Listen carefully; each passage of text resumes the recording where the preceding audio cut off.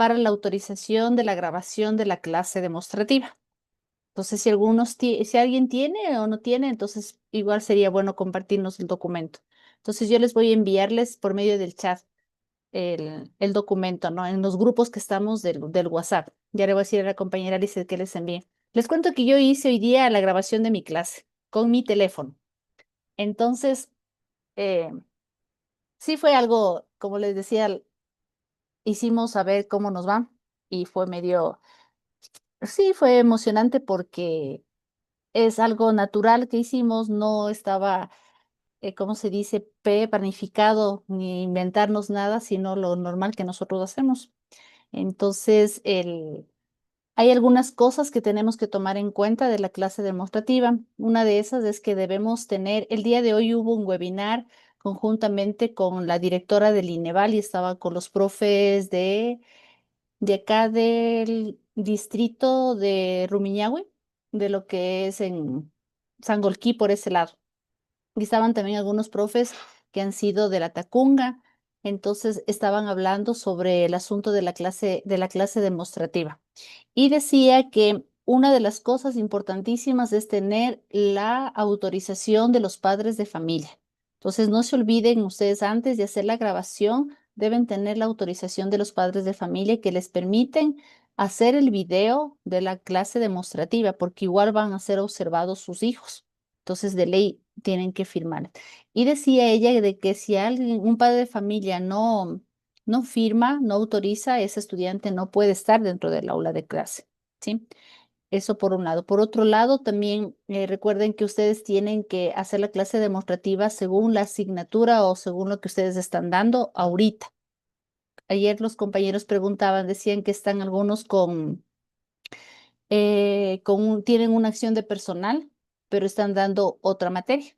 Entonces, de ley, usted tiene que dar de la materia que está dando ahorita, porque van a ver los distributivos y en el distributivo van a ver que usted está dando, por ejemplo, lengua y el profe tiene su acción de personal de computación.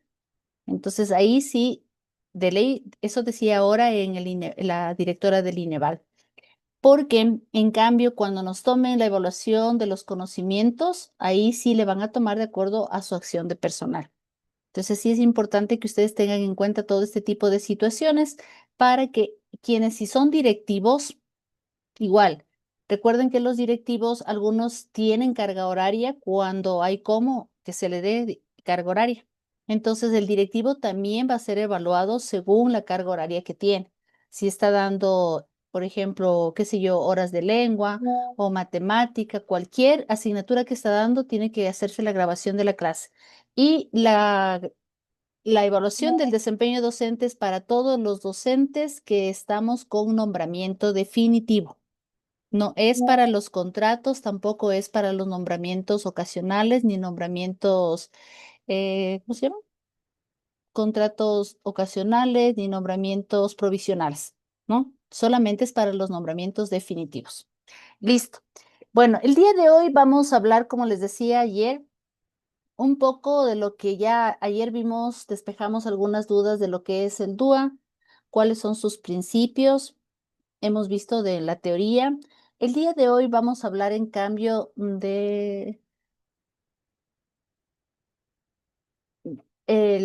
vamos a hablar de lo que es el PIAR, ¿sí? Lo que son los ajustes razonables y lo que son las adaptaciones curriculares, ¿sí? Entonces vamos a empezar con un pequeño video. Esperemos que nos escuchemos.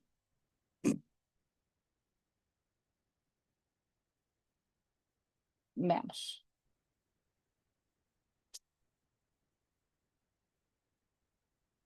Me avisan, como me saben avisar con sus manitos, a ver si se ve y si se escucha. ¿Dónde se fueron?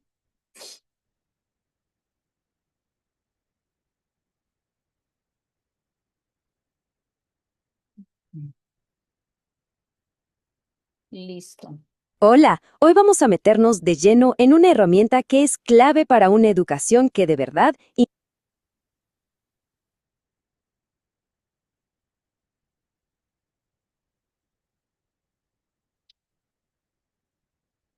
Sí, sí se estaba viendo. ¿Sí se escuchó también? Sí, ya listo. Ya. Ya, ahora sí voy a tener la posibilidad de cuando usted alce la mano, cuando queramos hacer preguntas, de yo poderle dar sí, la, la palabra. Ojalá que podamos activar esto. ¿Sí? Listo. Entonces vamos a empezar. Listo, muchas gracias.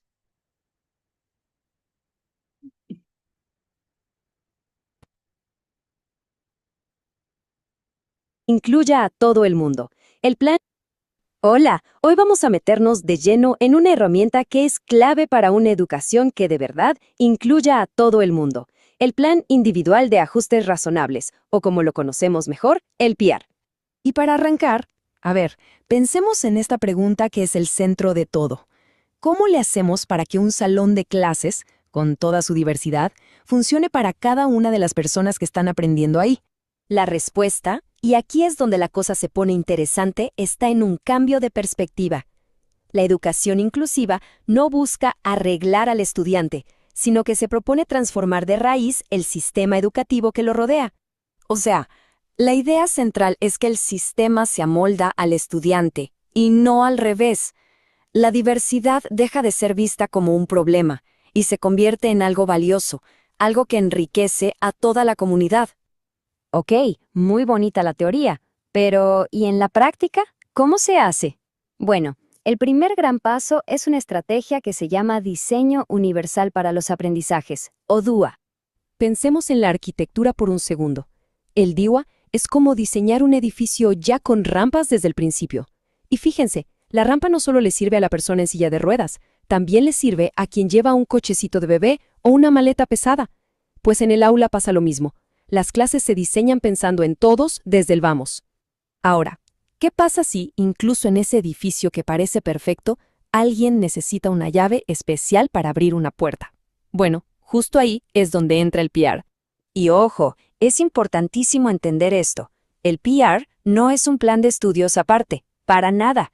Piénsenlo más bien como un mapa personalizado que le ayuda a un estudiante en específico a navegar el mismo currículo que sus compañeros, quitando las barreras que todavía le quedan.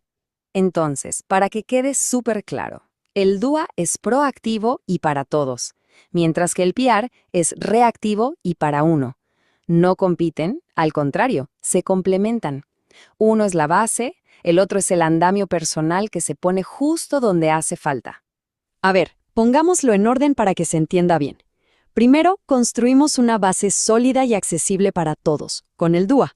Luego, y solo si es necesario, añadimos el apoyo específico del PR.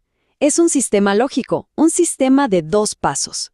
La teoría está genial, claro, pero ¿cómo se ve esto en la vida real? Vamos a dejar los conceptos por un momento para ver cómo este sistema cobra vida. Les presento a Jerónimo. Y fíjense en esto, que es fundamental. Lo primerito que hace el PR es describir a Jerónimo a partir de sus fortalezas. No arranca con un lo que no puede hacer, sino todo lo contrario. Nos dice que aprende genial con imágenes y haciendo cosas. Ese es nuestro punto de partida. Pero la cosa no queda ahí. El plan se toma el tiempo de registrar qué le gusta, la tecnología, dibujar, los animales. Y esto no es un dato curioso, ¿eh? Es la llave para motivarlo, para conectar el aprendizaje con lo que a él le importa. Humaniza todo el proceso. Además, el plan incorpora la voz de la familia. Sus expectativas, que avancen su aprendizaje y autonomía, se convierten en un objetivo compartido. La familia deja de ser una espectadora y se convierte en una pieza clave del equipo. El PR también junta información importante de otros lados. Aquí vamos que se menciona su diagnóstico y las terapias que recibe. Esto les da a los docentes una visión completa de 360 grados para que entiendan todo el panorama. Bueno, ya conocemos un poco a Jerónimo. Ahora vamos a la parte más potente del PR, cómo agarra los desafíos y los convierte en soluciones prácticas, los famosos ajustes razonables. Este es el corazón del plan. Se identifica una barrera, como el contenido abstracto en matemáticas, y ¡pum!, se aplica una solución, un ajuste. Usar materiales que pueda tocar y ver. Si las instrucciones son complejas, el ajuste es partirlas en pasitos cortos. Si la evaluación escrita es una barrera, la alternativa es observar cómo resuelve los problemas. Es una respuesta súper directa y lógica para cada desafío. Y estas estrategias no son solo para una materia, son recomendaciones generales que transforman la experiencia de Jerónimo en el aula. Crear un ambiente predecible, usar agendas visuales, mostrarle cómo se hacen las tareas, son ajustes poderosos que le dan acceso a todo el currículo. Y este nivel de detalle se aplica a cada asignatura. No es una idea general, no. Es un plan de acción súper detallado, materia por materia, para garantizar que nadie se quede atrás. Y un punto vital. El PR es un documento vivo. No se escribe al inicio del año y se olvida en un cajón. Incluye seguimientos periódicos para evaluar qué funciona, qué no y qué necesita cambiar. Es un proceso dinámico, de mejora continua. Y todo esto nos lleva a uno de los pilares más importantes del PR. Esto no es trabajo de una sola persona. Es una alianza. El éxito del plan depende de que todos trabajen en equipo. Los docentes de aula, los profesionales de apoyo y, de manera crucial, la familia. Cada quien aporta su conocimiento para crear el mejor plan posible. Y esta colaboración no es solo una buena intención, se formaliza. Este documento, el acta de acuerdo, es un pacto.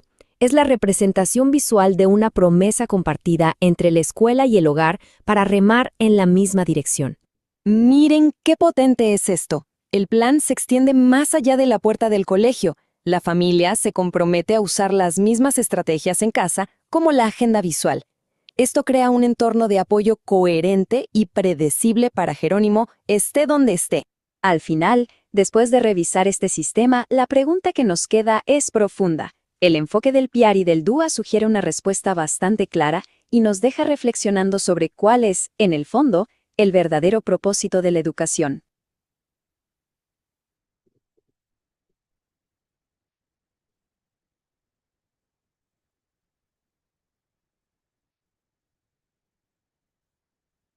Listo. Es más o menos para que usted tenga una idea de lo que es el PR, que algunos a lo mejor nunca lo han escuchado. En Colombia lo utilizan mucho, ¿no? Dice, y aunque, bueno, el- es muy importante de que nosotros también tengamos conocimiento de eso. Y vamos a ver de qué se trata, vamos a ver con ejemplos de cómo vamos a poder hacer un ajuste razonable y lo que se refiere también a las adaptaciones curriculares. ¿Listo? A ver, veamos cómo es.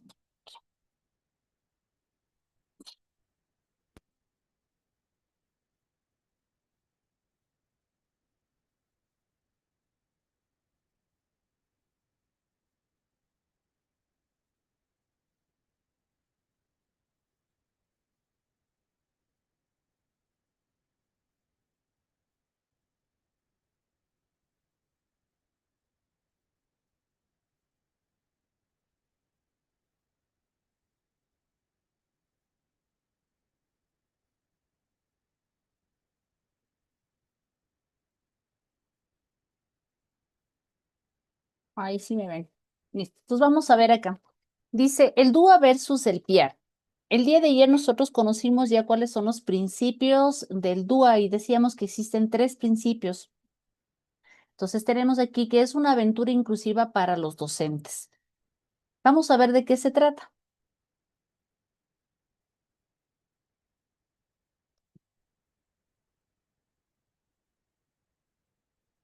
Entonces dice, el reto de la educación inclusiva no es borrar las diferencias, es saber cómo enseñar a través de ellas. Entonces dice, mi aula es el Ecuador en miniatura, es diversa, es rica y compleja, pero el currículum tradicional asume que todos aprenden igual. ¿Cómo garantizo el aprendizaje de todos sin volverme loca planificando 30 clases distintas? Y eso es lo que ahorita nosotros más o menos nos quedamos con esa idea, ¿no es cierto? De que debo planificar para cada uno de mis estudiantes. Pues vamos a ver de qué se trata esto. El viejo paradigma hablaba de un déficit. El problema es el estudiante. Él debe adaptarse a la escuela. Nosotros hablábamos el día de ayer que el nuevo paradigma nos dice que existe una barrera y que el problema es el entorno. Las barreras están en la metodología y no en el estudiante, no en el niño, no en el joven. Entonces, la idea es que nosotros hagamos clases diferentes. Para derribar el muro, necesito lo que nosotros veíamos ayer, el diseño universal del aprendizaje, que es una herramienta proactiva. Entonces, recordemos que ayer hablábamos de que existían tres cosas principales, que eran lo afectivo, lo cognitivo y también la habilidad. Entonces, nosotros tenemos aquí espacios, que es lo físico, lo sensorial, que es la información que nosotros tenemos. El aspecto cognitivo es en donde realizamos los procedimientos, y también lo emocional es la seguridad y la pertenencia que nosotros tenemos. Con esto, nosotros vamos a ver el motor del DUA. Recuerden que el día de ayer vimos que eran tres redes neuronales. La primera era una red afectiva, el por qué yo quiero aprender, en donde debía yo motivar, ¿no es cierto?, a mi estudiante.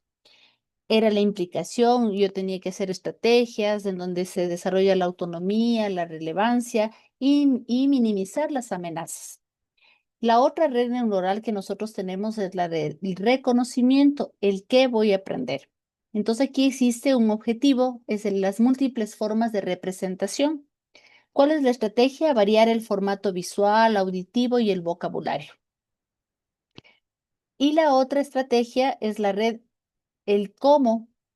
El objetivo es la acción y expresión, en donde los estudiantes pueden de diferentes maneras demostrar lo que ellos saben. Entonces, estamos retroalimentando lo que vimos el día de ayer, los tres principios del DUA. La meta final que decíamos nosotros el día de ayer era formar estudiantes expertos y autogestionados, es decir, que ellos puedan desarrollarse en la vida, en los problemas que nos da el entorno. Entonces, el DUE en la práctica elimina el 90% de las barreras desde la planificación inicial.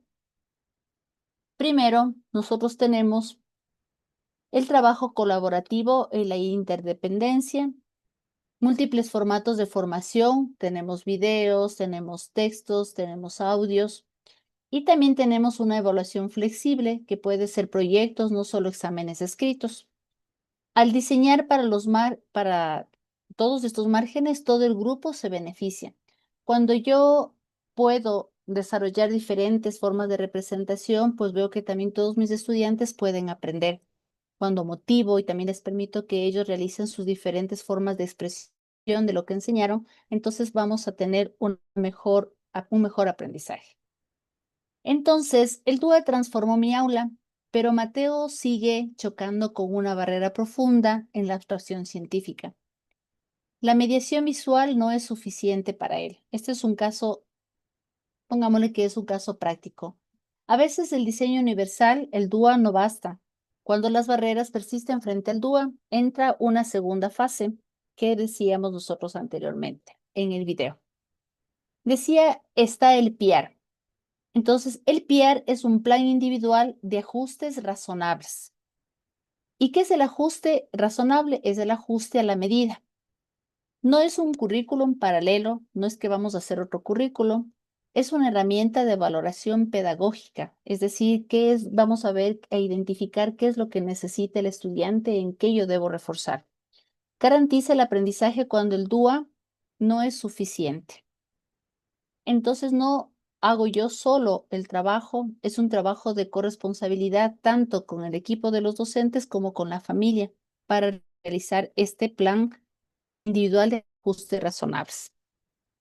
Entonces tenemos aquí que el DUA es proactivo y es universal, se planifica para todos. Transforma el entorno y las metodologías y aplica las tres redes neuronales que nosotros hemos dicho y que son los tres principios del DUA. Pero el DUA no excluye al PIAR y tampoco el PIAR excluye al DUA. Exige un diálogo permanente. Tenemos que el PIAR es un reactivo e individual. Es un diseño para un estudiante específico, ajustes puntuales, curriculares o de infraestructura. Y se caracteriza el contexto personal y clínico. Recuerden que hay estudiantes que tienen necesidades educativas específicas, pero algunos tienen asociados a una discapacidad o no. Entonces, ahí es cuando nosotros tenemos que hacer un ajuste razonable para ellos. Entonces, ¿cómo se ve un ajuste razonable? Vamos a ver aquí. Dice, en los materiales, ejemplo, calculadoras, agendas visuales, lupas o textos adaptados. En los espacios, ejemplo, rampas, control de estimulación lumínica. En cambio, en las actividades, ejemplo, hay mayor tiempo de ejecución de formas alternativas de evaluación. Y en la comunicación, aquí ejemplo tenemos los pictogramas y sistemas aumentativos, en donde yo puedo hacerle que el estudiante, pues si él no puede escribir, pueda decirme de forma oral. Tengo que ver cómo puedo yo realizar este aprendizaje. Entonces acá vamos a ver que hemos detectado barreras ocultas. Y estas barreras arquitectónicas son obvias, pero las más limitantes son invisibles. Entonces tenemos algunas que son actitudinales. Hay bajas expectativas o prejuicios sobre la capacidad del estudiante. También hay barreras como metodológicas, en donde las clases magistrales son rígidas sin mediación visual. Y también hay las barreras emocionales, que hay una falta de pertenencia y frustración acumulada. Estas barreras que estamos viendo aquí son barreras ocultas que tenemos. Muchas veces no las podemos detectar. Y esas son las que no nos permiten a nosotros mejorar en el aprendizaje de nuestros estudiantes. ¿Cuáles son los 5 pasos, los pasos que son claves para realizar este PIAR? Son 5 pasos claves. Primero tenemos una orientación. Carmen, revisando los lineamientos y los recursos para hacer este PIAR. El segundo paso es un diagnóstico. Hacemos una evaluación conjunta de fortalezas y de necesidades. El tercer paso es la construcción, es decir, hacemos un diseño colaborativo del plan de ajustes, es decir, con todos los docentes que nosotros tenemos. Y 4 es una aplicación, la implementación en el aula con materiales adaptados. Y 5 es el seguimiento, debo de monitorear y hacer ajustes continuos del plan. Estos son los 5 pasos que nosotros debemos seguir. Entonces, aquí existe un ecosistema de corresponsabilidad. Hay docentes y pares, aplicación en el aula y empatía. Aquí está el estudiante, que es Mateo. También tenemos los directivos y el DESE, que gestionan los recursos y el plan de mejoramiento institucional. Y también está la familia, que es el apoyo en casa y seguimiento terapéutico cuando lo requiera. La inclusión fracasa en la soledad y requiere el compromiso activo de toda la comunidad.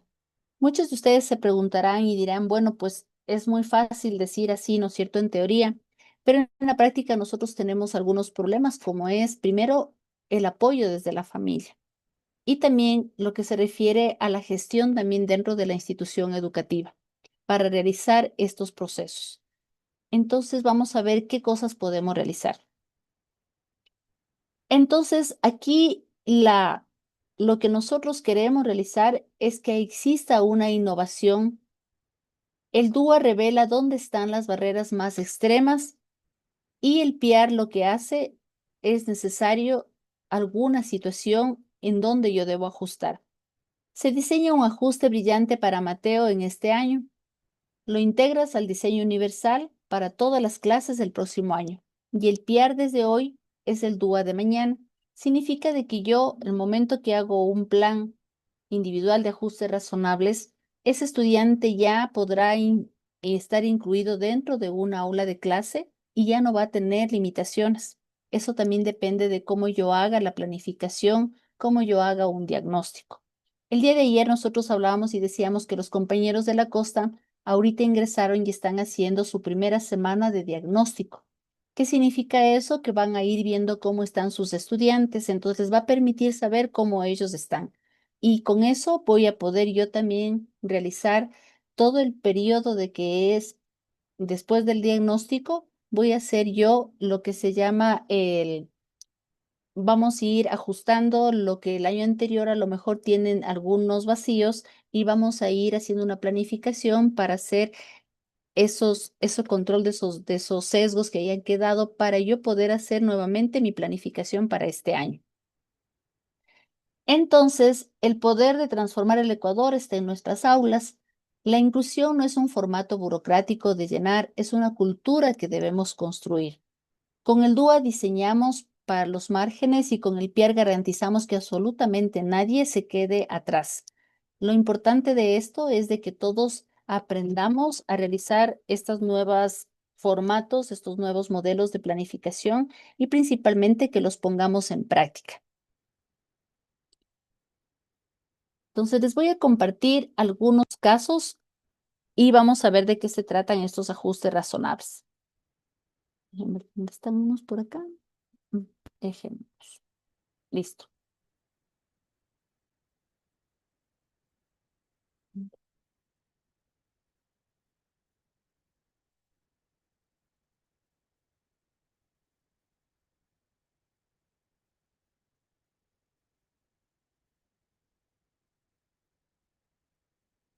A ver, un momentito.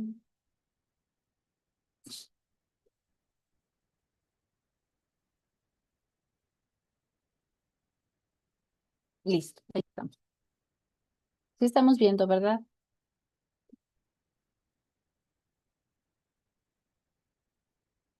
Entonces, vamos a ver el diseño universal y los ajustes razonables. Entonces, dice estrategias prácticas para un aula sin barreras. Y vamos a ver algunos ejemplos. Dice, ¿qué son los ajustes razonables?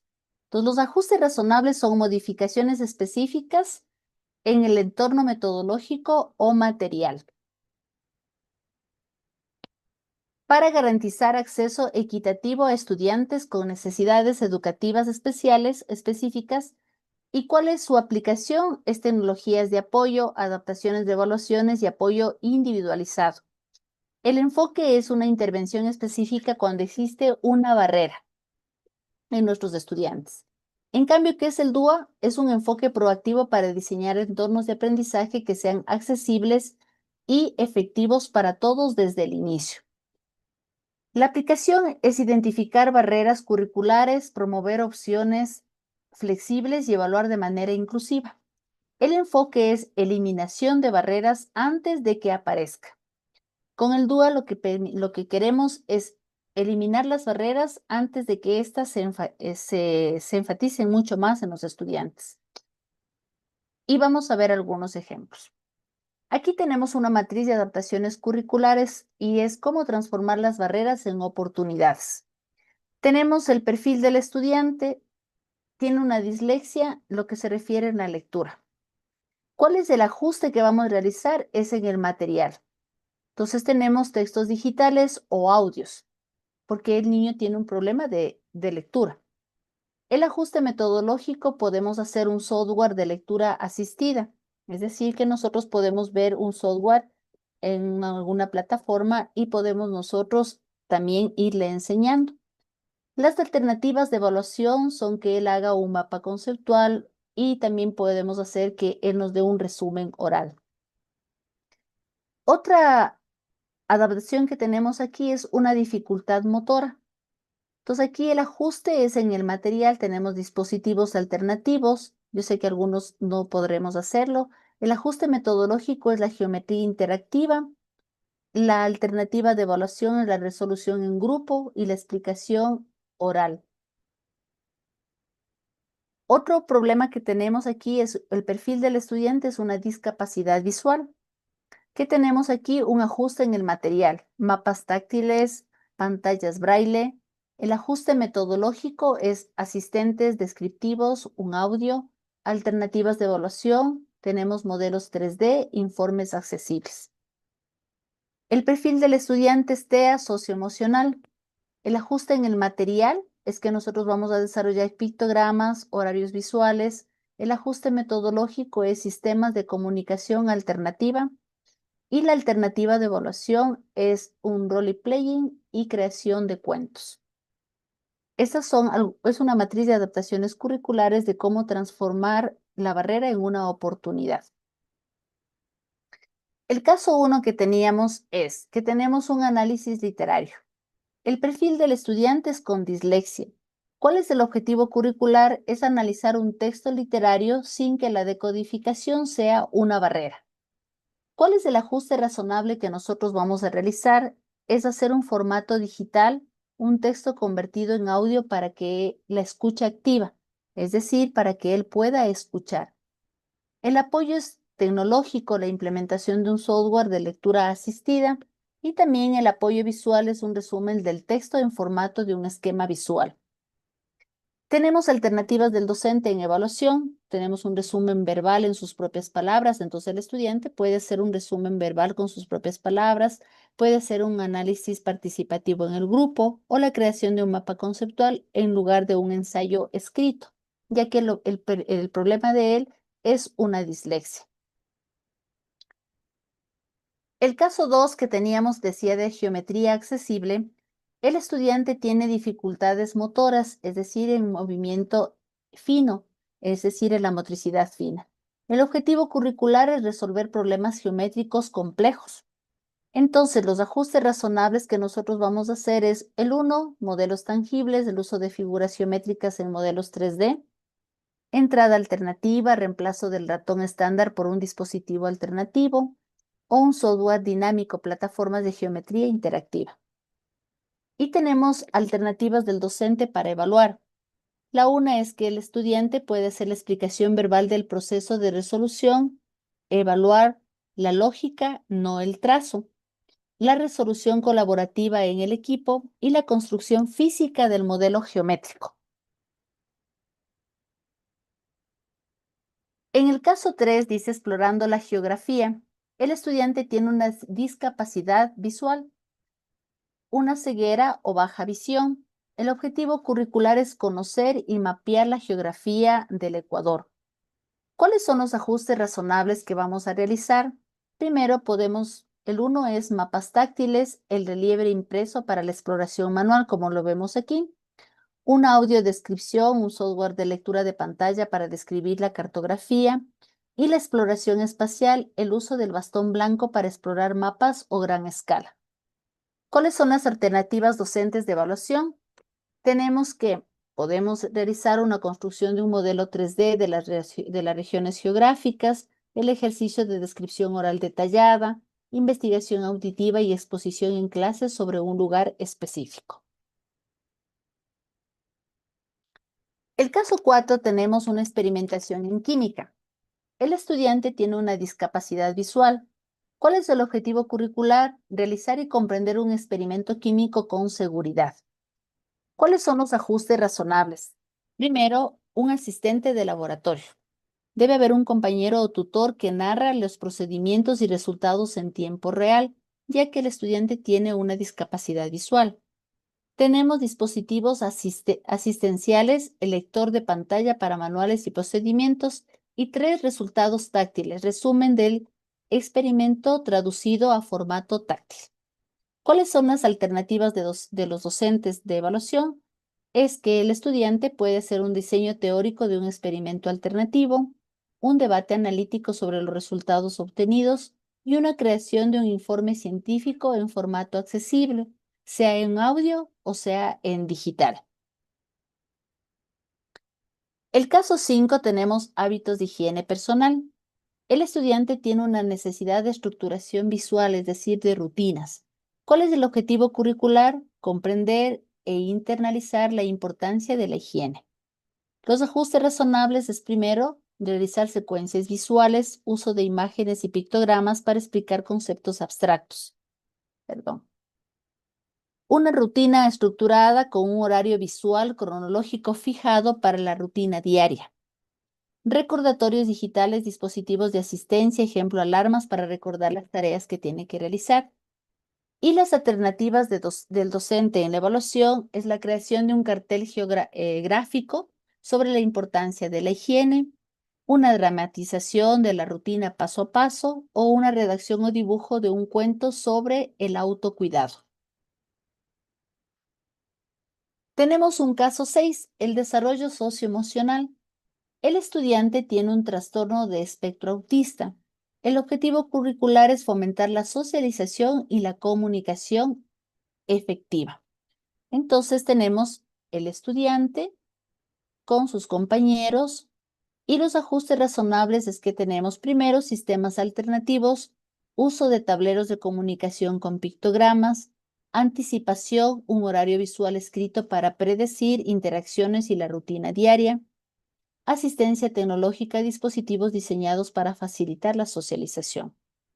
Y en las alternativas de la evaluación tenemos un role-playing estructurado sobre escenarios de socialización, creación de un cartel visual sobre la importancia de la amistad, diseño de un cuento social creado por el propio alumno.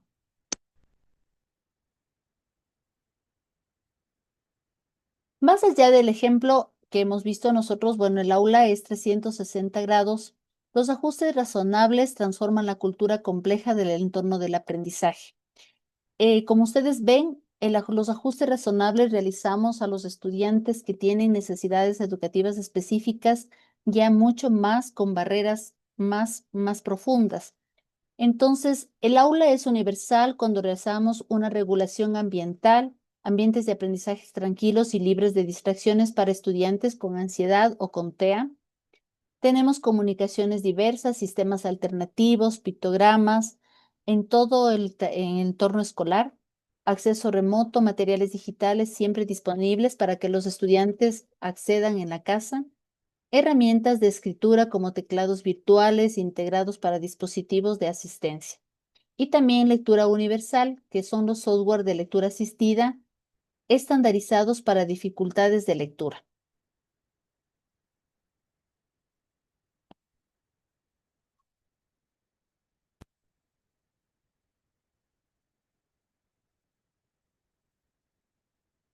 Listo.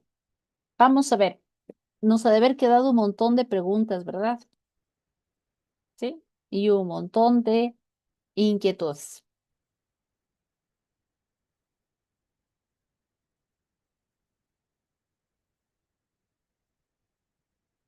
Ya. A ver, preguntas, dudas, inquietudes. Jonathan, ¿dónde está Jonathan? ¿Dónde está Jonathan? No, acá está Jonathan. Veamos si le puedo activar. ¿Me quité Jonathan, no? ¿Sí? Sí, Ah, muy buenas sí. noches. Primero felicitarla porque me gusta mucho su curso. Ay, Creo muchas que es gracias. importantísimo. Luego de eso, este tema de los ajustes razonables, pues a los profesores nos toca identificar, ¿verdad? Y me imagino que tenemos que tener acompañamiento del docente DAI, no sé si tal vez cambió el nombre. Y luego de que el docente DAI hace este acompañamiento con nosotros, nos acompaña para hacer el reporte al UDAI Ah, y ya. en el UDAI le hacen la evaluación.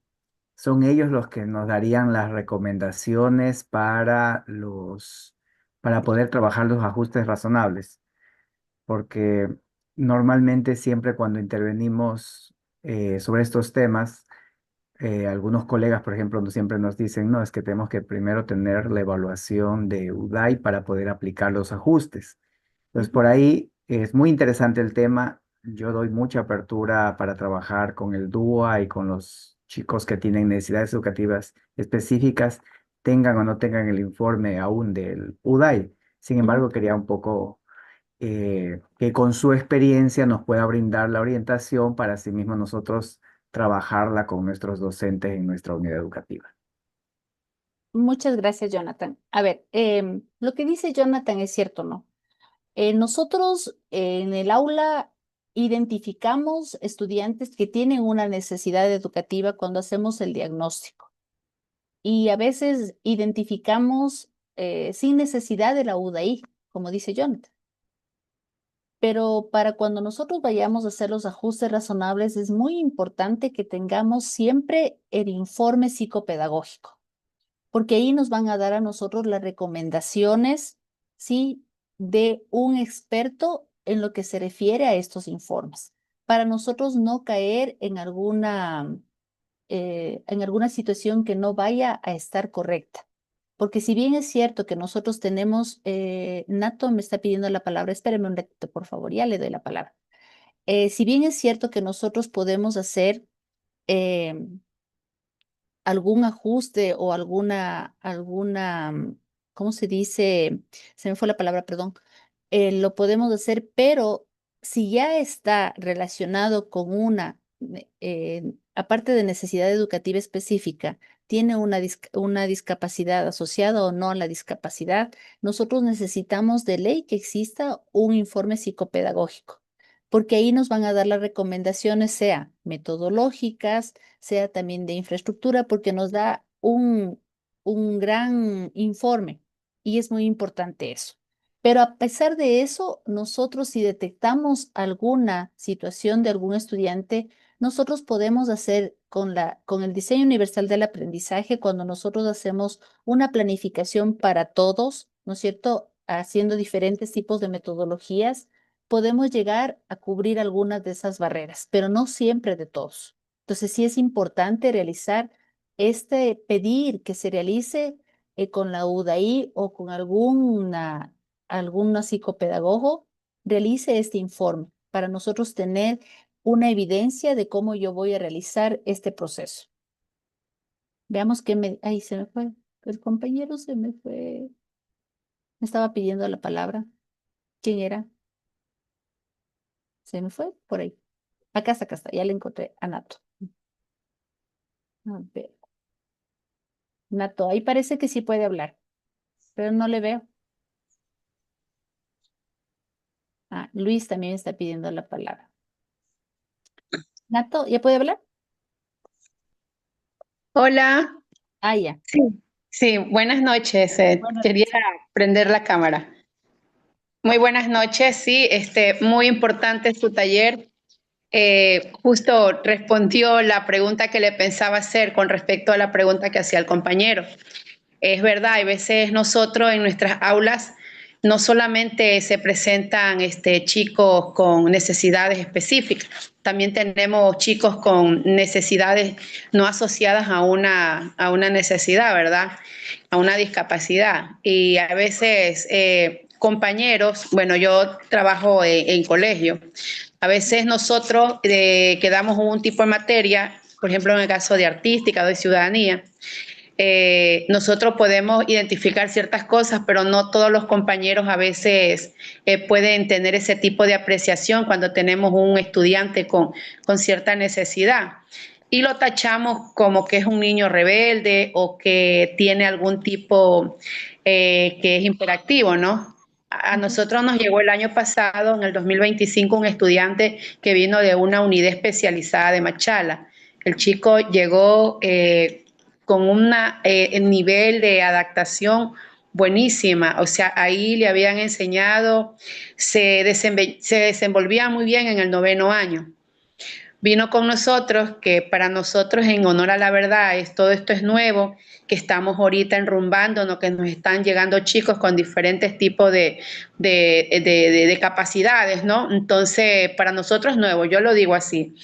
Ya, entonces se nos hizo duro, aparte que como que falta un poquito más de acompañamiento de parte del departamento DAI, porque nosotros sí tenemos DAI, este año recién llegó una compañera DAI, entonces como que a la compañera sí un poquito creo que por ahí faltaba como de direccionarnos. Y en el caso mío me tocó instruirme aparte, buscar en los medios, preguntar para poder ayudar a este chico que veía que era sumamente pila, porque este niño vino con problemas de hidrocefalia, tenía problemas de visión, sumamente actualizado, ¿no? A nosotros, que era la primera vez y no estábamos preparados. Entonces, ahora que usted nos da la oportunidad de prepararnos, de ver, veo muchas cosas interesantes. He ido así al apuro escribiendo porque yo soy una de las que no podía ingresar a la plataforma.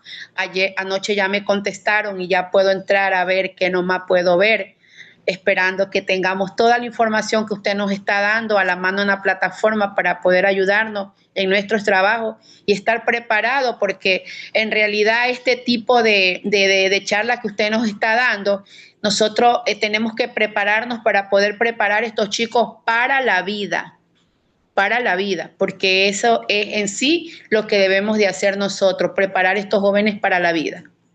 Gracias. Muchas gracias. Como usted dice, a ver, una de las cosas importantísimas es de que nosotros como docentes debemos dar la pauta para ese cambio.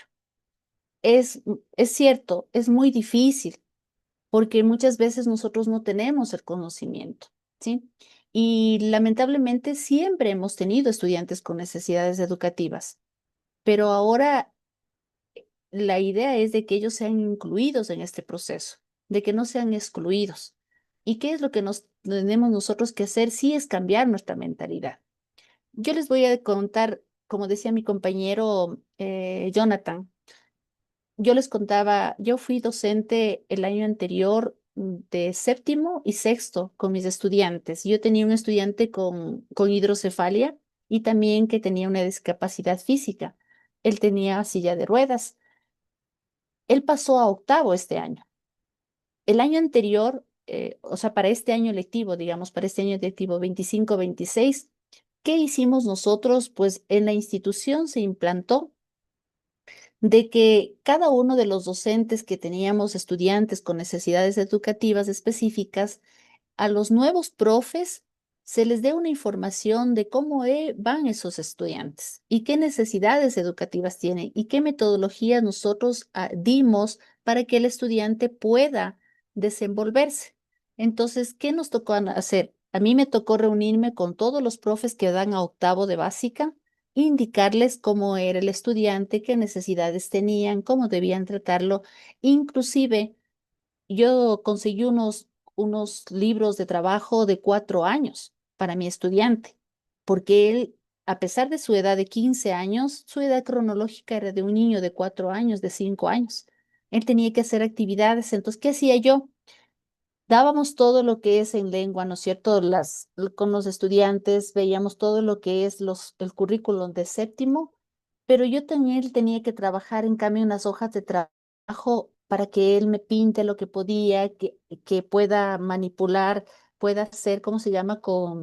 Ir haciendo hacer fue el nombre con el punzón, y abajo de la hoja le hacía que haga con el punzón porque él tampoco podía coger con sus manos. Entonces le enseñaba yo que haga ejercicios con la plastilina y pudo hacer la motricidad fina. Sí es cierto, es muy difícil, es muy complicado. Nosotros tenemos 40 estudiantes, 45 estudiantes en nuestras aulas y también tenemos niños con necesidades educativas, pero ahí está la labor de nosotros como profes. Y sí se puede hacer un cambio. Yo sé que es súper difícil, es súper complicado, pero solamente recordemos que en nuestras manos está que ese niño o ese joven pueda mejorar en algo y darle ¿cómo se dice? Algo para que él pueda desenvolverse en la vida, porque eso es lo que ellos necesitan. Más que conocimientos y todo eso, necesitan que se desenvuelvan en la vida, que puedan decir cómo se llaman, dónde viven, cuántos años tienen y todo lo demás, con los chicos que tienen discapacidades. Con los demás estudiantes que tienen necesidades educativas, sí podemos nosotros, por medio de haciendo las adaptaciones que se refiere, sea la metodología y todo lo demás, sí podemos llegar a algo mucho más importante. Y quienes han trabajado con estudiantes que han tenido necesidades educativas pueden decir a lo mejor que sí se puede llegar a algo. Veamos qué nos dice Luis Guzmán. Luis, ya le activé. ¿Sí, no? ¿Sí? Buenas noches, Buenas noches. ¿me escucha? Buenas noches. Sí, sí le escuchamos. Sí, Pues, agradeciéndole la magnífica capacitación que nos está brindando. Quería saber esos materiales muy pedagógicos, si podemos adquirir las diapositivas o creo que hay una plataforma, ¿no? sí, Yo sí. no he En ingresado la, a la plataforma. ya, a ver, verán, vamos a hacer lo siguiente. En la plataforma va a estar todas las diapositivas de todo lo que sea, tanto de los videos, de diapositivas y también otros materiales que están. Entonces, hasta este fin de semana yo mismo voy a ingresarme a la plataforma y voy a ver que esté cada uno de toditos los materiales que hemos hecho en estos días, para que usted pueda, ¿cómo se llama? Pueda revisarlos nuevamente y todo lo demás. Les dije que ¿Cómo les voy a accedo a la darles, plataforma? perdón. ¿Cómo accedo a la plataforma? A ver, a la plataforma ustedes tienen que, si no está todavía dado su usuario y su contraseña, tiene que escribir al número de teléfono que se indicó al principio para que le den un usuario y la contraseña. No la tengo, no ingresé al inicio porque estaba en otra capacitación. Ya, voy a pedirle a la compañera para que nos dé el número y en el WhatsApp, ahí está el número del anfitrión, entonces es Lisette, ahí puede usted verle el número telefónico, no tengo yo tampoco la mano, pero ya voy a Ah, conseguirle, ¿ya? por favor, si me puede mandar al chat para copiar. Ya, listo, yo ya les mando. Muy amable, Ya, gracias. ya. Marta Goyes. Marta Goyes. Marta, ¿ya la activé? ¿Sí? Sí, ¿cómo está, Magister? Buenas noches. Verá, yo le voy a ser muy sincera. Yo recién me gradué y estoy enterándome y estoy inmersa en este grupo de poder planificar y tal. Tengo muchas dudas justamente en el reto de lo que usted estaba diciendo sobre las personas, los jóvenes que tienen necesidades especiales, otras que son específicas y otras que son adaptables. Eh, en la planificación que uno se hace siguiendo el currículum, en la misma planificación, o sea, en la misma hoja de la planificación, se le añade las adaptaciones al estudiante. Esa es la primera pregunta. Y la segunda pregunta es que usted nos estaba enseñando en las diapositivas sobre lo que es del DUA, que es universal, o sea, que es para todos, pero el PIAR es para una persona. Entonces, me pongo un ejemplo. Digamos que yo soy su estudiante y yo tengo una necesidad de TDA. Entonces, usted me haría, por ejemplo, una planificación diferente o aparte de la que ya hizo poniéndome esto del PR porque sería especialmente como para mí o cómo sería. A ver, cuando nosotros tenemos estudiantes con necesidades educativas específicas, cuando nosotros hacemos diseño universal del aprendizaje, pues estamos haciendo un diseño que es para todos los estudiantes, ¿verdad? Porque yo debo hacer mi planificación del DUA enmarcada en todos mis estudiantes, incluidos los estudiantes con necesidades educativas. Hasta ahí estamos claros en eso, ¿verdad?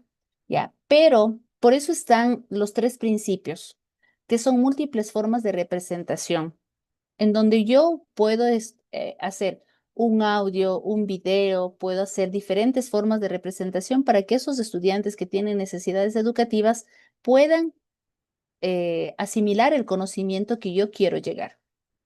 Pero cuando existe algún estudiante que tiene una necesidad, una barrera mucho más, ¿cómo se diría? Mucho más grande, pues yo ahí tengo que realizar un ajuste razonable. Porque a lo mejor ese estudiante necesita, como veíamos los ejemplos, necesita mayor tiempo, ¿sí? O necesita cambiar la estrategia, entonces yo tengo que hacer los ajustes razonables para ese estudiante, porque él, a pesar de que yo haga DUA, él la barrera no está, no se le va a quitar esa barrera, porque él necesita que yo haga de una forma individual para él, ¿sí? Y eso no significa que le voy a excluir, sino que él necesita otra estrategia o a lo mejor cambiar la infraestructura o otro recurso, pero el currículum sigue el mismo. Entonces, ahí yo tengo que realizar ajustes razonables. Ahora, ¿dónde va la planificación? Nosotros tenemos el formato de planificación, eso vamos a ver el día lunes. Las planificaciones con todo lo que es el DUA y vamos a ver que en donde ponemos es al final de la planificación, se ponen las adaptaciones curriculares para los niños con necesidades educativas específicas, pero no se pone nombres, sino se pone simplemente las iniciales y qué es lo que yo voy a realizar en las estrategias metodológicas, en los recursos o en evaluación. Eso ya lo vamos a ver con el ejemplo, ¿sí? Ya, listo. Por aquí me dice, sí, no sé si estaba claro, sí. Francisco me dice por aquí. Francisco.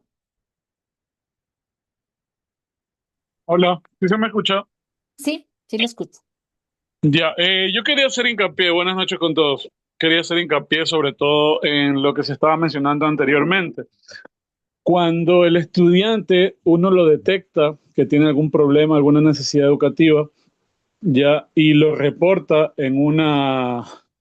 como en el informe al inicio, no me recuerdo el nombre, pero una alerta temprana, se da una alerta temprana, ya, y resulta que uno no recibe respuesta, tal vez el DC sí esté predispuesto, hace el análisis y dice sí, el niño tiene algún problema, se llama al padre de familia y resulta que el padre no acepta esa situación. Yo comento esto porque me tocó un caso este año que pasó.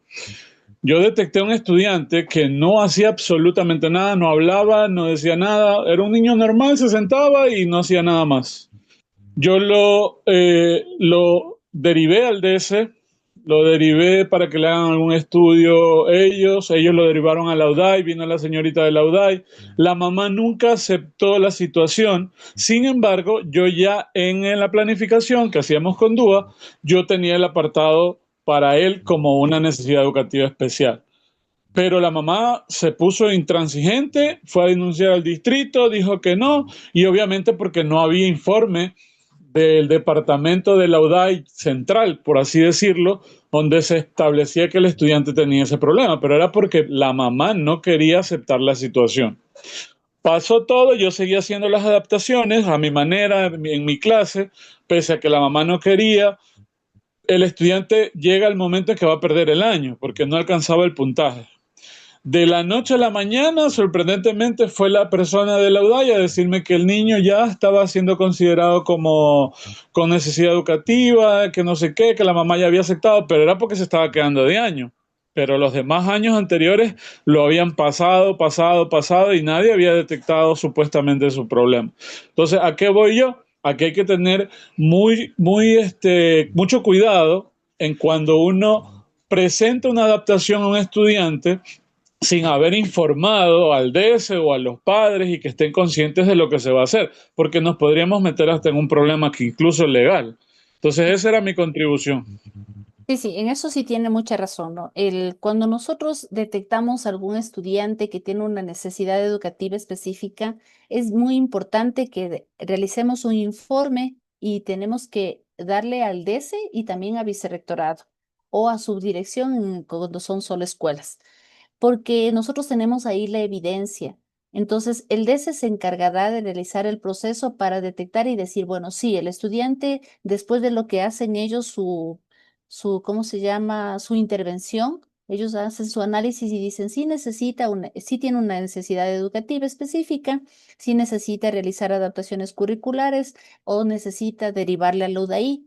Pero usted ya hizo el informe, usted ya y le indicó al DESE, también indicó a vicerrectorado, ¿sí? Entonces, esa es su evidencia.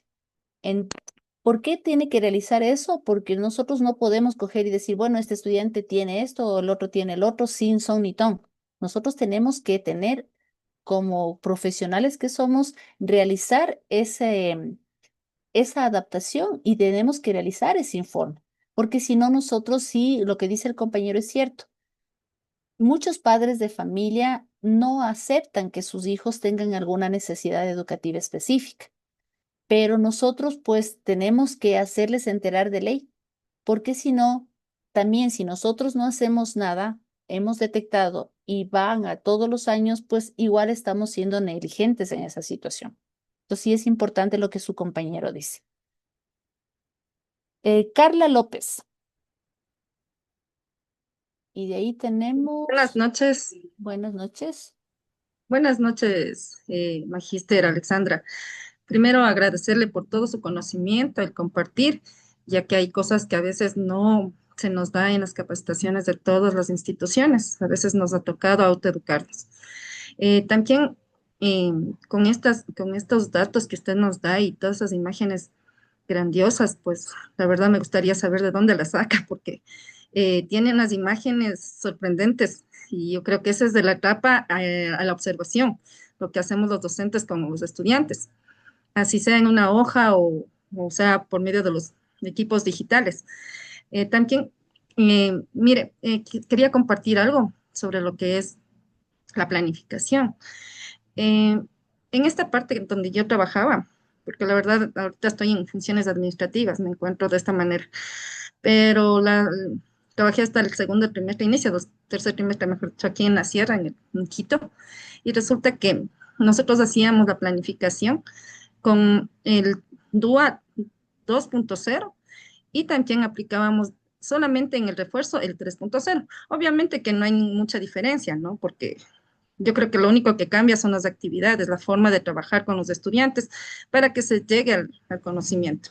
No sé, usted en esta parte, ¿cómo nos podría orientar? Me interesaría saber esto. ¿Cómo nos puede orientarnos, ya que se aproximan estas clases demostrativas, las pregrabadas?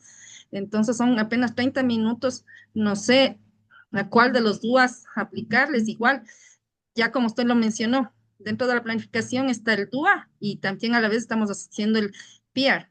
Entonces, obviamente con las necesidades educativas. Entonces, no sé, ¿cuál nos A ver, recomienda, el 2.0 o eh, el 3.0? lo que pasa es de que nosotros veíamos el día de ayer que en el DUA 3.0 lo que cambia es las actividades que yo debo realizar, ¿no es cierto? Así Y es. también Ujú. en cada uno de los momentos que yo tengo en el DUA, que son específicamente los tres, que es en la motivación, en las formas de representación y también en lo que el estudiante ya puede hacer por sí solo. Eso depende también de cómo usted tenga sus estudiantes, ¿no es cierto? ¿Qué tan eh, la clase suya, sus estudiantes, cuán hay grandes niños que tengan necesidades educativas específicas o no existan niños con necesidades educativas? Para que se pueda evidenciar el proceso hay que tomar en cuenta cuando vamos a grabar nuestra clase demostrativa, debemos estar muy claros de que yo debo realizar un proceso didáctico, ¿sí? En ese proceso didáctico que nosotros vimos que puede ser el ACC, ¿no es cierto? Que puede ser la anticipación, la construcción la consolidación. Puedo yo también hacer lo que es el inicio, el desarrollo y el cierre. Entonces, en esas etapas, en esos 30 minutos que nosotros vamos a grabar, debemos realizar los tres momentos, que yo hago el inicio de la clase, hago el desarrollo de la clase y hago el cierre de la clase. Se debe evidenciar ese proceso. Y aparte de eso, también usted debe establecer una metodología. Entonces, usted debe planificar correctamente sus 30 minutos, porque son 45 que tenemos, ¿no es cierto? Son menos 15, entonces ya estamos rebajando. Entonces, yo debo darle a qué parte de ese proceso debo darle más énfasis. Si es al inicio, si es al desarrollo o al cierre. Entonces, debo también ver cómo yo doy la clase.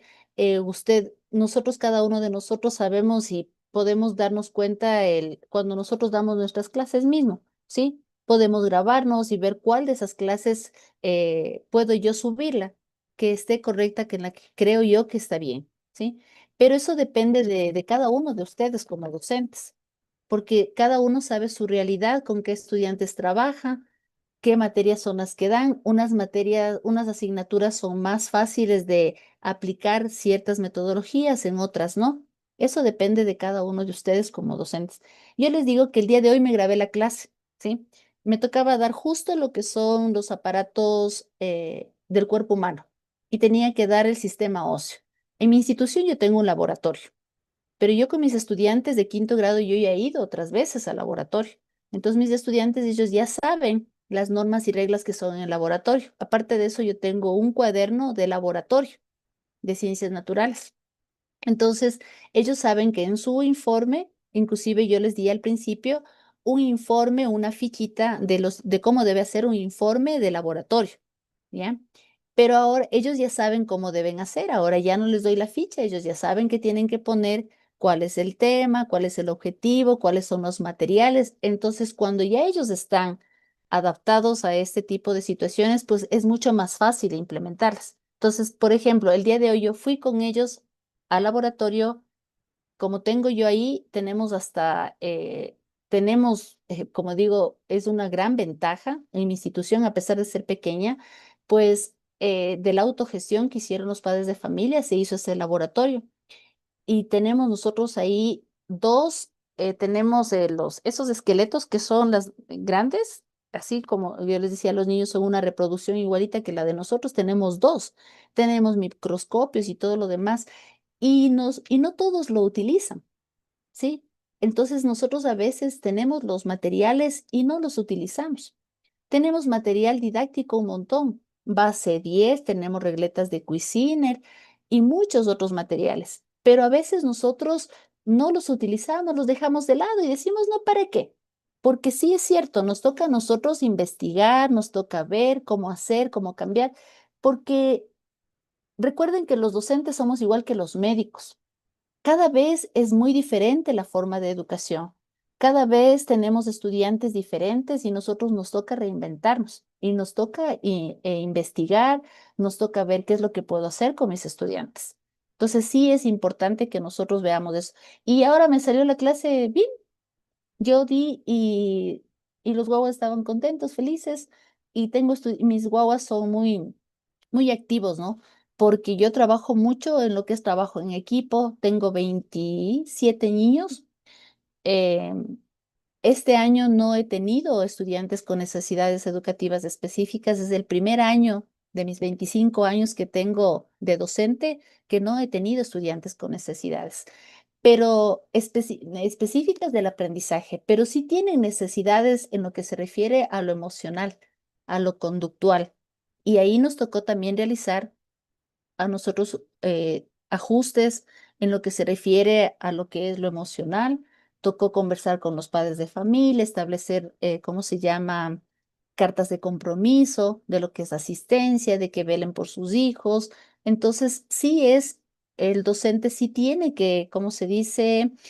Eh, empaparse un poco más de sus estudiantes, conocerlos, ver qué problemas tienen, porque veíamos que las barreras no solamente son de conocimientos, las barreras también son emocionales y muchas veces esas barreras son las más oscuras, las que nunca se ven y son las que no les permite a los estudiantes seguir en su aprendizaje.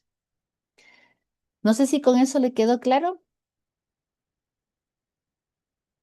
Veamos. Dice Leonardo Guaya y de ahí tenemos a Walter.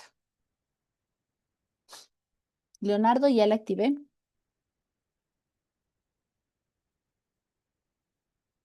Leonardo. Veamos, démosle la palabra mientras tanto a Walter. Ay, ya sé, ya salieron los dos ahí. A ver, Leonardo, le escucho. No se le escucha.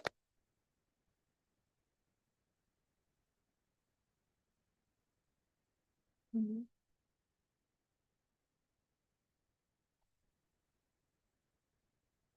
No se escucha su micrófono.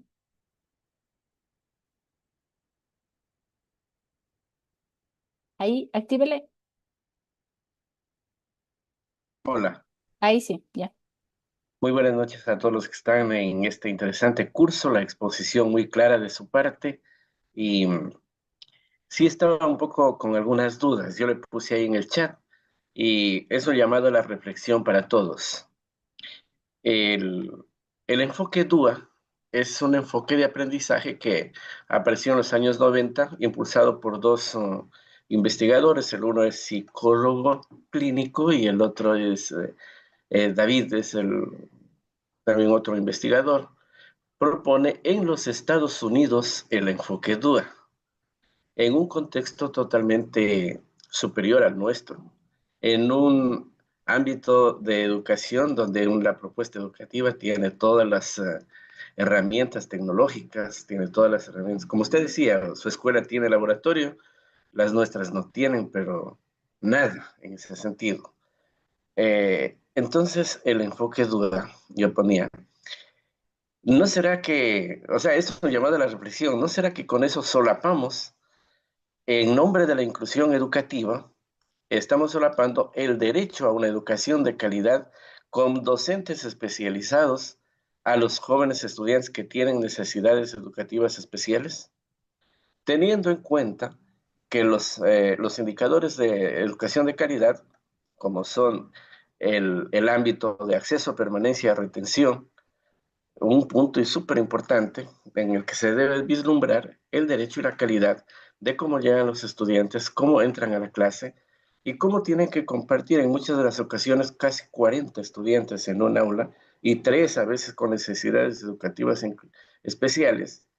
Entonces yo creo que desde la teoría es fácil decir que la inclusión es bueno y con el enfoque DUA nosotros preparamos una clase en lo que supuestamente va a abarcar a todo el conjunto de los estudiantes.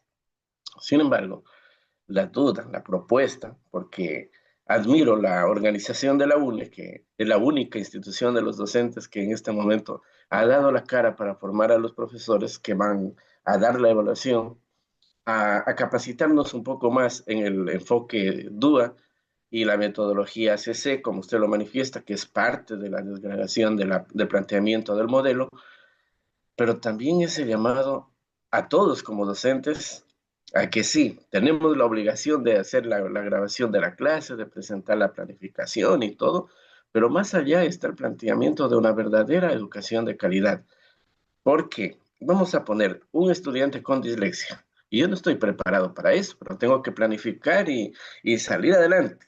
Todo el proceso que ustedes conocen. Algunos están empezando el proceso activo, otros ya llevamos varios años con la experiencia. Y sí, esa es mi inquietud. Le felicito a usted por darnos la oportunidad, a la UNE también por darnos esa oportunidad, pero sí plantear la inquietud.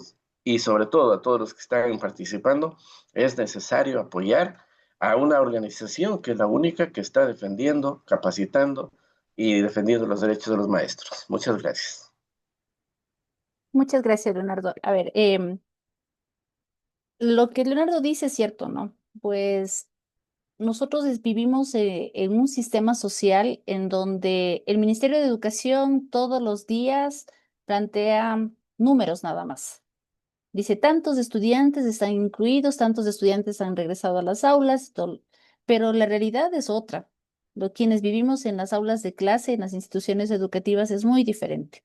No existe, como dice Leonardo, es cierto, no ha existido ninguna organización ni el mismo Ministerio de Educación para que nos capacite y nos dé a nosotros las herramientas para poder salvaguardar o nosotros nuestras mismas barreras que tenemos sobre planificación, todo esto. Como yo les decía, esto fue un planteamiento que se le hizo a Andrés Quispe, que es el presidente de la UNE. Yo le decía, mira, Andrés, se acerca la evaluación de los docentes y hay algo muy importante que muchos de los docentes, pues el talón de Aquiles de nosotros es la planificación. Y la dimensión pedagógica curricular que a nosotros nos van a evaluar va a tener que ver con todo lo que es planificación. Y muchos de los profes les decía yo, no estamos todavía empapados. Algunos desconocen, otros conocen, pero las palabras técnicas no las saben. Entonces decíamos, planteemos un proyecto, ¿te parece? Bueno, hagámoslo. No pensamos que iba a tener tanta relevancia, ¿sí? Y déjenme decirles que sí ha costado bastante porque yo he aprendido también de ustedes y a mí me ha tocado también investigar muchísimo para poder llegar a ustedes. Lo que decía la compañera, las imágenes, ya les decía a ustedes que tenemos ahí en la mano. En el Gmail tenemos el notebook y podemos hacer miles de cosas y podemos hacer con imágenes, con personajes diferentes. Todo depende de cómo nosotros también nos demos a veces un tiempo o también cojamos y rompamos esa barrera de no tenerle miedo a esta computadora o a esta de las inteligencias artificiales, a la tecnología, porque sí podemos hacerlo, ¿sí? Y no es difícil. Dice, en las universidades no nos enseñan a planificar. Yo soy docente también en la Universidad Central del Ecuador. Soy docente de la Facultad de Filosofía en la modalidad semipresencial, que trabajamos sábado y domingo, en la carrera de educación inicial. Y sí les damos planificación a los chicos, tanto en educación básica como en inicial, y en todas, en la Facultad de Filosofía sí se les enseña a planificar. Pero cada vez las cosas cambian. Entonces, nosotros como docentes también tenemos que estar cada vez actualizándonos también en esto. Es muy importante. Y sí, déjenme decirles que orgullosamente nosotros somos de la Unión Nacional de Educadores y la UNE es el único gremio que lucha por los maestros. Y una de las grandes cosas que deberíamos hacer nosotros es unirnos, ¿sí? Unirnos y luchar por nuestros derechos. Ustedes saben de que esta evaluación que viene, dicen que no es punitiva, sí es punitiva, porque nos ponen un escalafón, una media en donde nosotros debemos aprobar y sabemos que es de 701 puntos. Y si no tenemos 701 puntos, pues nos darán un tiempo para, ¿cómo se llama? Capacitarnos y todo lo demás, y muchos no podrán acceder a lo mejor al hacer el ascenso o la recategorización. Entonces, sí es punitiva, porque si es una evaluación que solamente van a ver cómo estamos y necesitamos mejorar, y el ministerio va a decir, sí, pues ahora pues démosles capacitación a todos los profes para que mejoren en sus estrategias o en su forma de planificación, sería diferente. Pero si nos ponen un puntaje y nos dicen, con este puntaje usted sí va a poder alcanzar esto o no, entonces ahí ya se transforma en punitiva, ¿sí? Espero que nosotros podamos de alguna u otra manera haber llegado a, a algo de darle esto en estas semanas que hemos trabajado, de llegar a haber saciado alguna necesidad, de haber refrescado nuestros conocimientos. De eso se trataba este asunto, ¿sí? Y espero que haya servido de algo. Vamos a hablar con Walter y con Luis Ortiz terminamos porque ya ha sido las 9. Walter, ya le di la palabra. Sí, actívele su micrófono.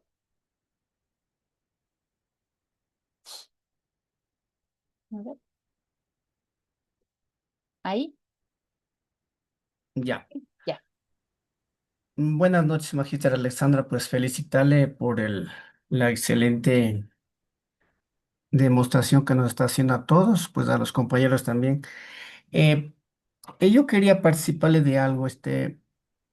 Yo trabajo en un proyecto de la Subsecretaría del Plan Nacional Aprender a Tiempo.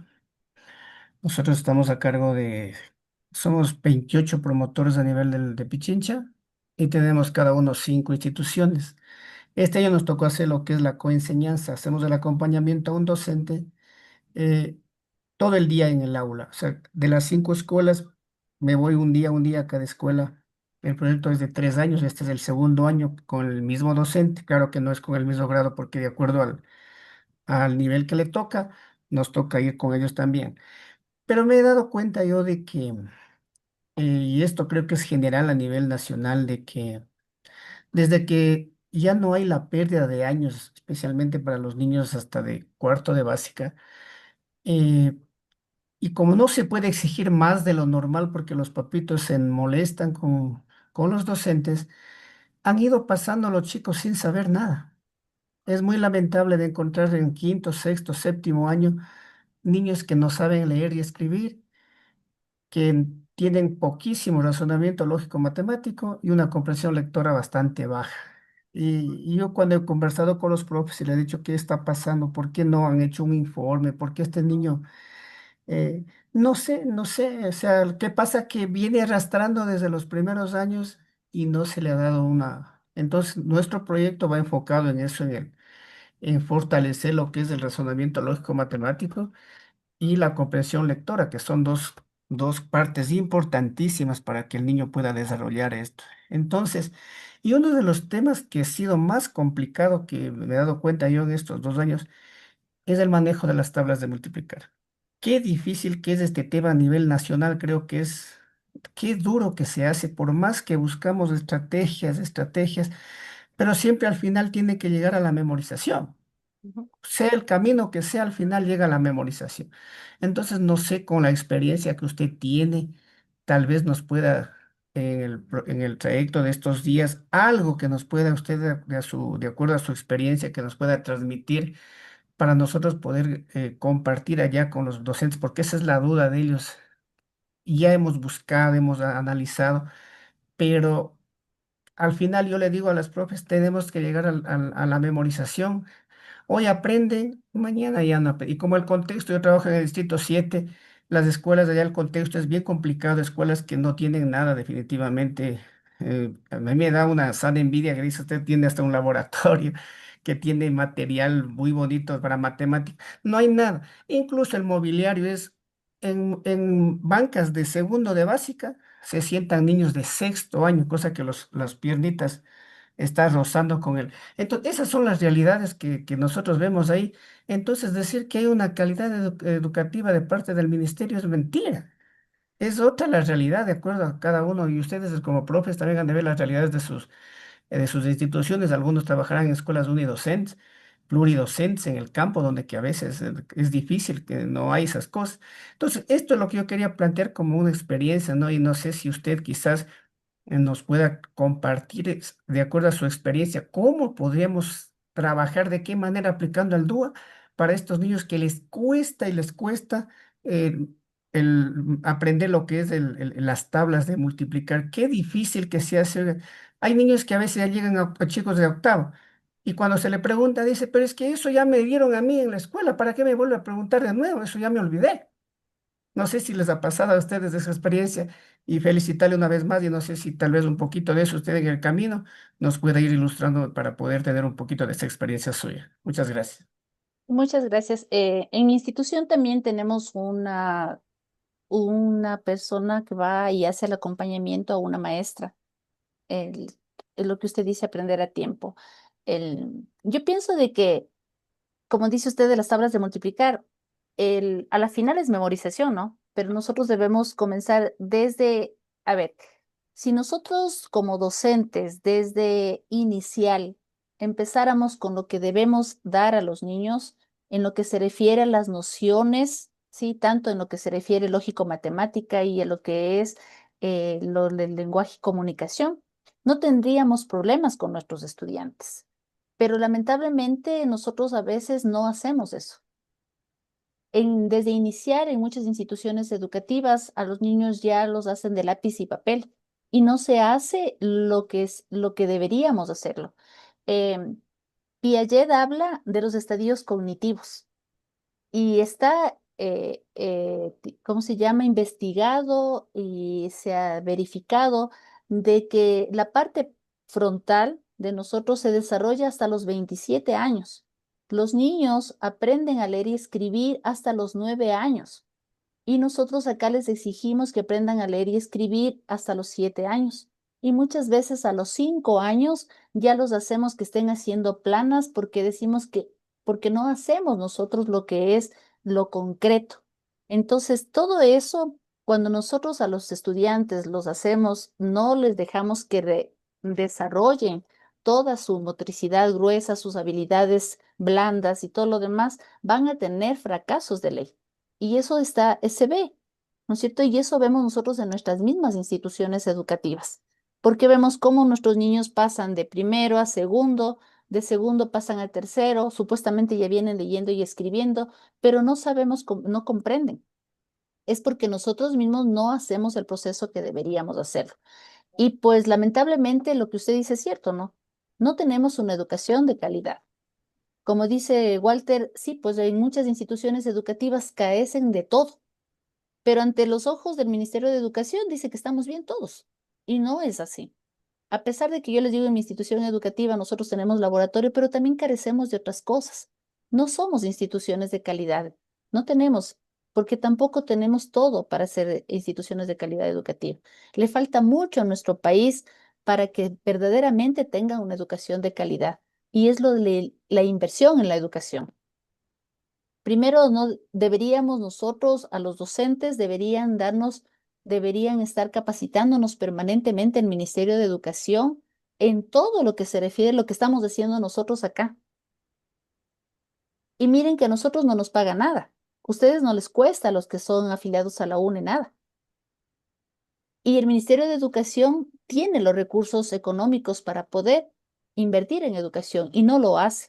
Entonces, desde ahí estamos hablando de que no existe una calidad educativa.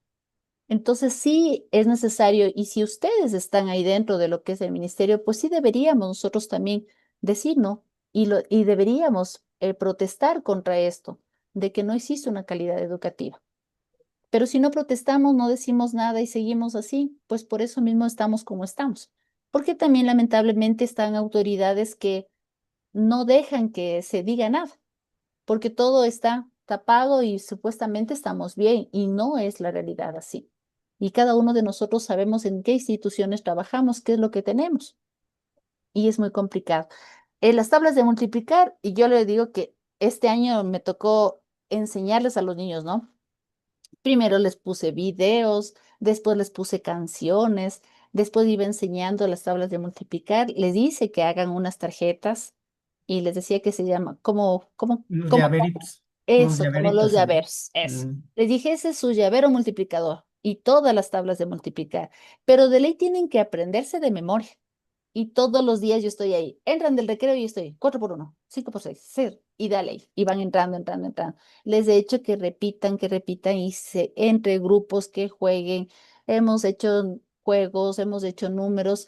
Ahorita ya puedo pasar yo recién a la división, porque si no saben multiplicar, si no saben sumar, restar y multiplicar, no puedo pasar a la división. Entonces, a veces cogemos y decimos, bueno, pasa. Nosotros pasamos porque debemos cumplir un currículum, y yo creo que sería mucho más efectivo si todos los docentes, por ejemplo, y eso es lo que nosotros planteamos en mi institución, decíamos, sería mucho más efectivo que todos los profes que somos de subniveles, ¿no es cierto? Cogemos el subnivel, preparatoria sabe las destrezas que tiene que cumplir, pero tenemos de su nivel elemental. Nos sentamos, todos los profes quedamos de su nivel elemental y vamos desagregando las destrezas y vamos viendo hasta dónde debe llegar en matemáticas, qué debe aprender en lenguaje, pero bien, qué destrezas son. Luego vamos a su nivel medio, luego así, y así deberíamos trabajar. Y creo que ahí sí se podría mejorar lo que es la educación de nuestros niños, a pesar de no tener tecnología, a pesar de tener solamente hojas. Hasta la misma naturaleza nos puede ayudar para aprender las tablas de multiplicar, a dividir, a sumar, ¿cierto? Pero eso depende también de la actitud que yo tenga, de hacer un cambio verdadero, de más allá de las políticas educativas que tengamos, porque sabemos que hasta ahora ningún gobierno ha cumplido con la calidad educativa que siempre hablamos. Ninguno, ¿sí? Yo pienso de que algún día, cuando tengamos asambleístas verdaderamente que sean docentes, que estemos ahí y hagamos las leyes, ahí va a cambiar la educación. Pero mientras tanto, no. Pero mientras estén gente que nunca ha pisado un aula de clase y sepa la realidad que vivimos, no va a cambiar la educación de nuestro país. Entonces seguiremos a lo mejor igual, pero quienes somos docentes de vocación y que estamos acá, pues nos toca hacer un cambio para que nuestros estudiantes por lo menos salgan con habilidades para la vida, porque sabemos que ahora tienen que desenvolverse en la vida y les toca desenvolverse en este medio en el cual estamos ahora viviendo. Mis queridos compañeros, les voy a dejarles con esas inquietudes y nos vemos el día lunes para vamos a hacer, voy a indicarles planificaciones ya realizadas. Es más, les voy a indicar la planificación que yo hago, en donde ahí vamos a ver si se aplica o no se aplica el DUA. Como decía Walter, pues yo soy muy lúdica, ¿sí? Yo trabajo mucho lo que es juego-trabajo con mis estudiantes, y a mí me ha dado ¿cómo se dice? Eh, Resultado. muchos resultados. Y les puedo decir que no solamente lo hago con mis estudiantes de la escuela, sino también lo hago con mis estudiantes de la universidad, y me da resultados porque los chicos están en el medio de que ellos están trabajando, van aprendiendo, van desarrollando su conocimiento y ellos van a sacar un producto de algo. Y da buenos resultados cuando también yo lo puedo aplicar, pero correctamente. Entonces vamos a ver ahí, ojalá que les guste algunas actividades que por ahí las tengo guardadas para que ustedes también las puedan aplicar, las puedan modificar y así podamos aprender todos. Les agradezco mucho a todos. No crean que uno, como yo les dije desde el principio, todos los que estamos aquí sabemos mucho de educación. Lo que nos falta es saber los términos técnicos. Todos nosotros estamos muchos años en educación y somos maestros de vocación. Lo que nos falta es un poquito de a lo mejor motivarnos en cambiar alguna cosa y reinventar esto que nos han dado en nuestras manos. Y recordemos que en nuestras manos están jóvenes, están niños, que los podemos cambiar sus vidas. porque no solamente es el conocimiento, a lo mejor por ahí hay algo oscuro que yo no puedo ver y necesitamos saber. Muchas gracias a todos, que tengan un excelente fin de semana, que no nos vemos de aquí hasta el día lunes. Y pues del día lunes vamos a planificar y a hacer actividades ya que sean un poco que más interactivas para que ustedes también puedan aplicarlas en sus aulas. Muchas gracias, que tengan una buena noche. Que pase bien.